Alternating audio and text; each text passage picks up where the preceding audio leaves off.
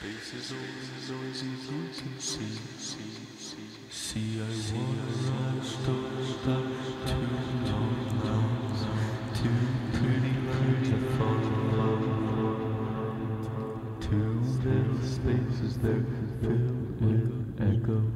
One point belonging to each space. Did the lines ever intersect one another? Moment, or have always questionless? Have you always questionless? Have you been this way all the time, or were you always trying to get here with?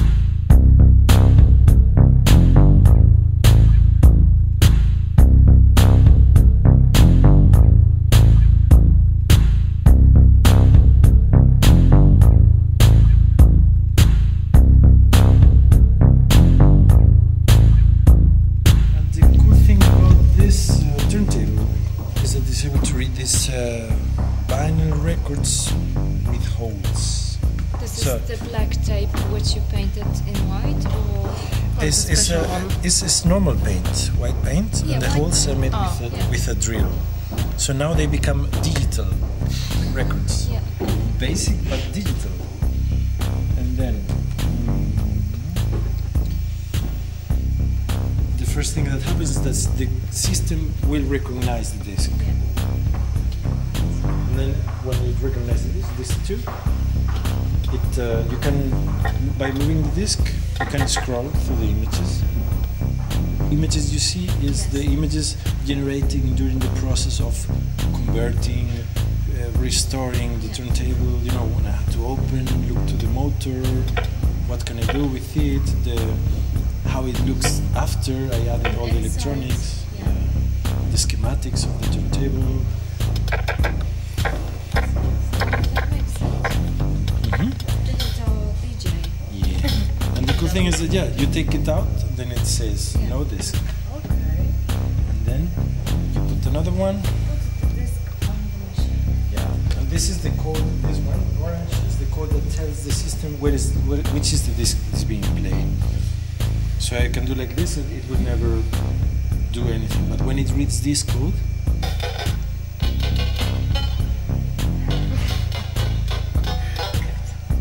and this shows the interactivity, because it's not just displaying images randomly. It's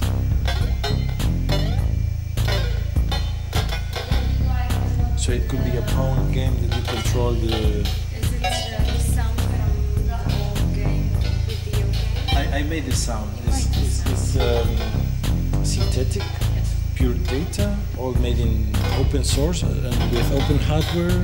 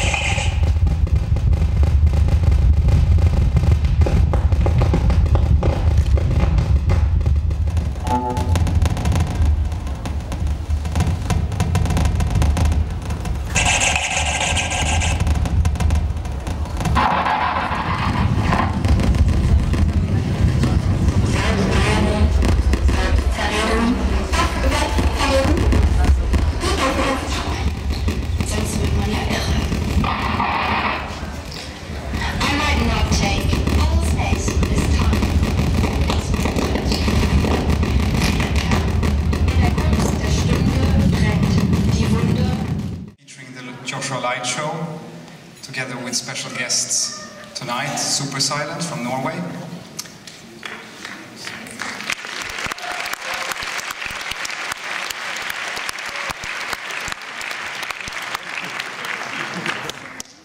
This is actually kind of a dream project come true for, well, I think all of us that have been involved in this long process of getting the Joshua Light Show over here.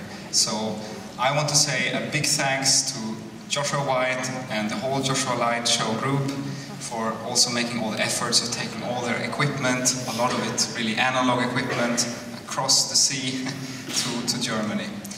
And I would like to, thank Surview, our technical company, who has been helping out in realizing this, together with the HKV technicians. Before we ask them on stage and to start the concert, my task is to remind you there should be really no recordings.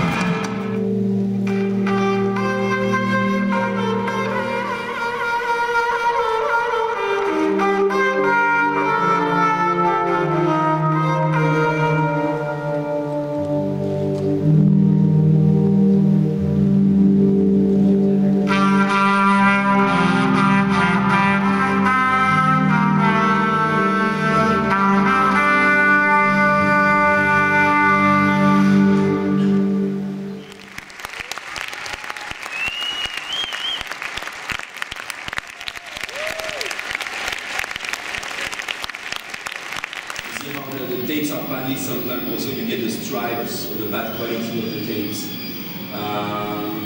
Yeah, that's a piece I quite like. That one is another funny one. It was important for me to have, of course, people that stopped making art. And that one is from 1984. It's West Berlin, the real West Berlin behind the wall. So you have one of those subway stations that were unused. And Grafhaufen was extremely important in the punk scene from the 80s in Berlin. Till one point that he entered the video club. Is there some Berliners here? Nobody's from Berlin? But you know Videodrome maybe? Videodrome, you know that place? Videodrome is the independent video store from Berlin where you can go and rent any bizarre, extreme weird shit, and the guy is the director, he's the boss from that video club now, from the one and only one independent video club from Berlin. One of the best video clubs ever on earth. And I really asked him, so I knew you were active in the punk scene from the 80s, maybe you have some material for me. And he came with this thing, she's like, be careful, there's some psychic action happening in the video. And funnily also, even if the group of artists was kind of, as you understand now, people that stopped being art, people that are still artists, you see there is some unity coming out from the media. I mean, these VHS has clearly the blue, the red, the green, the colors have this specific aesthetic. With this red, for instance, we all know it and we all look for it. The bluish here from the images, which was really important why we don't use the flat screens and we go to this TV stuff. He has been an electronic musician, really involved in the history of the group Transmediale also over the last decade. And he's a really one good friend of me. And I knew that he's not a trained musician, he's a visual artist. And he's to thank Holidays for Clever People, that was she glued on the tape. I mean, that's the Umatic we've seen behind from the documentation of the Whitechapel Gallery exhibition. So that's those ghosts we had. Having somebody repairing it for us, I mean, repairing, I mean, that's the result of the repairing. When it was out, it was about 25,000 euros, was the price of this beautiful Barco, so it's really the earliest video projector you can imagine. That one is from 1985. Got used by some different clubs in Berlin. It's coming from a Berlin DJ.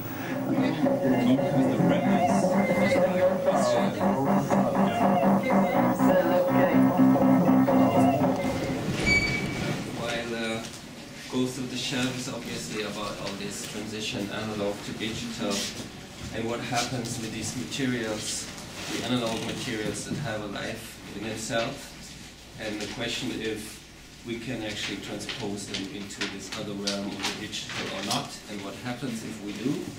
And the crystal world is about reversing this process, so releasing the materials that are contained or kind of the foundation of this immaterial digital world. Then here it's more about three other elements that connect to the spectral theme.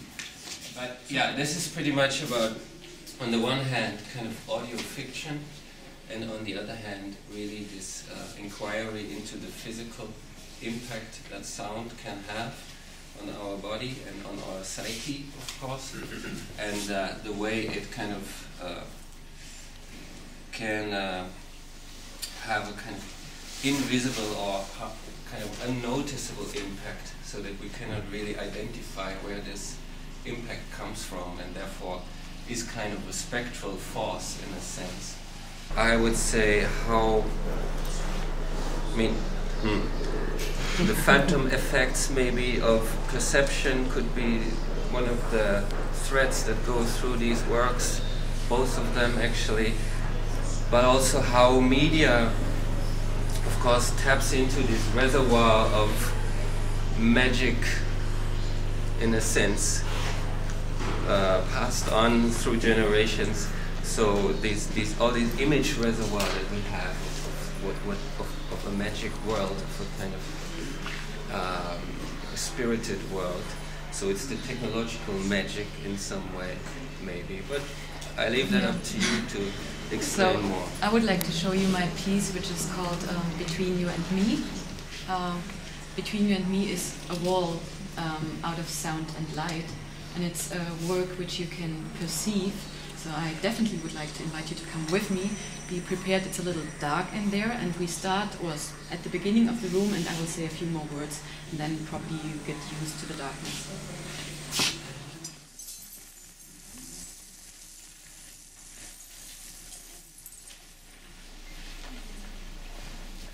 Kind of created textures of sound, of similar sounds, which are all breaking glass in different qualities. And then I made a composition, which is 6-channel composition. Why do I say this? The sound I use is kind of weird, because what I use is like Audent, we have the same material. I use hypersonic speakers. They are outside of the human hearing range, actually, much higher than the human hearing range. You really can walk inside of the wall, like within a composition, and recompose it. So the sound inside of the wall is different on all the positions in the wall. There are 6 positions, and you, as the visitor walking within the wall, walk within the composition. Signal processing, crystal processing, signal processing, by reprocessing them first with high heat. I mean, there's no kind of conventional order, but we're using high heat techniques to think about the reconfiguration, but also what the new fossils will be, because people are talking now about what humanity leaves on the planet, deposits on the planet, becomes the new fossilization. When crunched or hit with a hammer, they generate electricity. So this could be used as, I don't know, there are various kind of conceits or ideas of how we can reform a computational device from these raw materials, or something which is a dirty computational device. I mean, very much like Ralph's installation next door with this rational computing, that we share the same conceit for the workshops with this. So the growing of some Rochelle salt crystals, borite crystals, various other crystals, but also in some cases trying to embed computational material, digital computational materials within crystal growing structures. I think that's something. We're proud to have the world premiere of Mohn here, the new project by Jörg Burger and Wolfgang Vogt.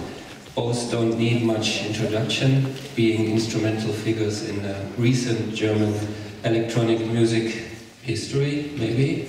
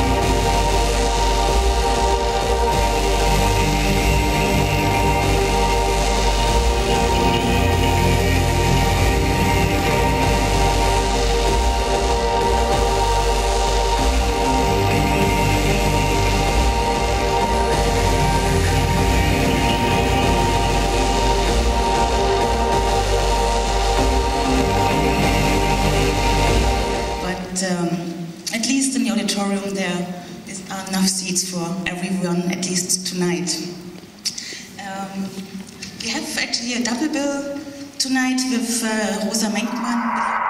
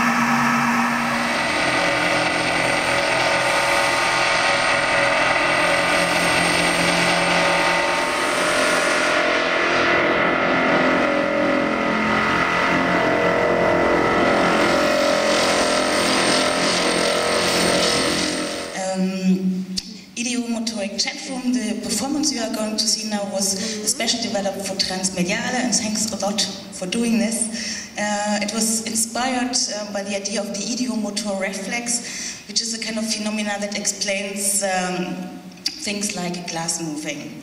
And in this sense, the three artists interact with each other by a kind of idiomotoric circuit loop, seemingly automatic, unconscious, and executing random actions and reactions.